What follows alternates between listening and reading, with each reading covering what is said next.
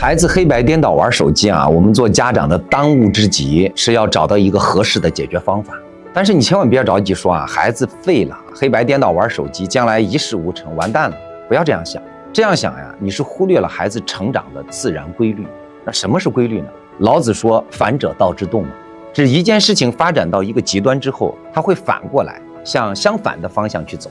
对于青春期的孩子，最糟糕的情况能是什么呢？各位，不就是焦虑、躺平、摆烂、不上学？已经到了这个地步，他除了变好，他还有其他的可能性吗？在这个时候，你即便是什么都不做，什么都不管，你只要给他时间，他都会一点一点的变好的。